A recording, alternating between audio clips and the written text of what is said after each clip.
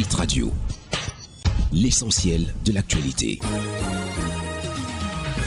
Mesdames, Messieurs, bienvenue au point sur l'actualité sur IDFM 103 et Camnews 24 émettant depuis Garoua.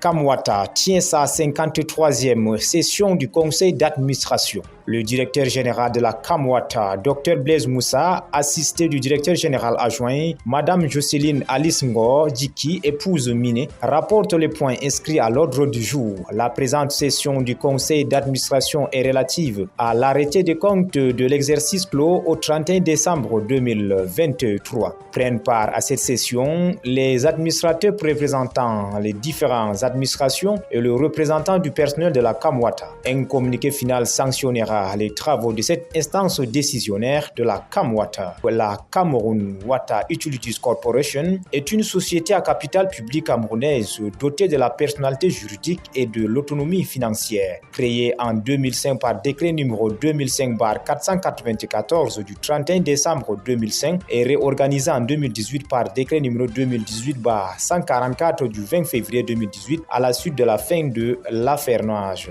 Avec la reprise des activités jadis dévoluées aux fermiers, l'État lui a assigné deux principales missions: la gestion des biens et droits affectés au service public de l'eau potable en milieu urbain et périurbain et l'exploitation du service public de production, transport et distribution de l'eau potable en milieu urbain et périurbain. D'après le décret susvisé, la Kamwata peut en outre assurer la construction et la gestion des infrastructures liées au service public, l'assainissement, notamment la collecte, le transport et l'épuration des eaux usées. Pour ce faire, le périmètre d'intervention de la Kamwata, tel que défini dans le contrat de concession, comprend l'aire urbaine et périurbaine estimée au moins à date à 360 localités du Cameroun. Si l'on ne considère que le chef-lieu d'arrondissement, sur le plan institutionnel, l'entreprise est placée sous la tutelle technique du ministère de l'eau et de l'énergie et financée du ministère des Finances. Éliminatoire du CHAN 2024, Samuel Eto'o félicite les Lions A-Prime après la victoire contre la RCA. Les Lions indomptables A-Prime du Cameroun ont battu ce dimanche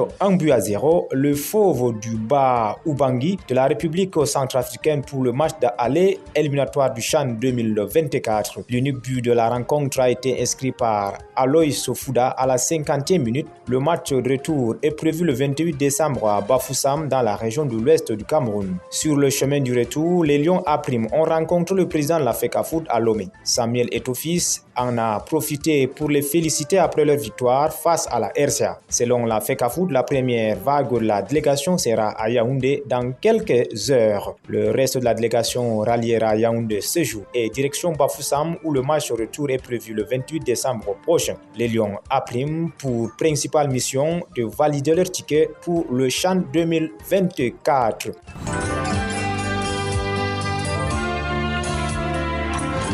L'actualité internationale. À l'étranger, le Mali, le Burkina Faso et le Niger rejettent la période de transition de 6 mois proposée par la CEDEAO. Le chef d'État de la Communauté économique des États de l'Afrique de l'Ouest CEDEAO ont pris acte du retrait du Mali, Burkina Faso et Niger de leur organisation, alors que ce départ va prendre effet dès le 29 janvier 2025. La CEDEAO a proposé au chef de l'État de l'Alliance des États du Sahel une transition de 6 mois durant laquelle le dialogue va se poursuivre pour un éventuel retour. Dans une déclaration publiée le 22 décembre, les pays de l'AES ont fermement rejeté cette période de transition, la qualifiant de manipulation et de tentative de déstabilisation. Les leaders de l'AES ont affirmé que cette décision unilatérale ne saurait lier les pays de l'AES. Les 3 pays membres de l'Alliance des États du Sahel ont annoncé leur volonté de quitter la CEDEAO en janvier 2024, accusant l'organisation d'être instrumentalisée par l'ancienne puissance coloniale française. En Haïti, le gouvernement décrète l'état d'urgence en raison de la violence grandissante. La décision approuvée par le Conseil des ministres vise à donner à la police nationale haïtienne le moyen de lutter contre les gangs armés, de faire face aux crises agricoles et alimentaires, de rétablir la sécurité publique. Un Conseil national de sécurité a également été créé pour faire face à la crise sécuritaire actuelle et soutenir une transition politique pacifique comme le prévoit un accord d'avril 2024. Le gouvernement s'est engagé à prendre toutes les mesures nécessaires pour rétablir la sécurité, assurer le fonctionnement des institutions et relever les défis nationaux. Cette affaire fait suite à une série d'incidents violents, notamment l'incendie de l'hôpital Bernard Maève par des membres d'un gang dirigé par Jimmy Chexier alias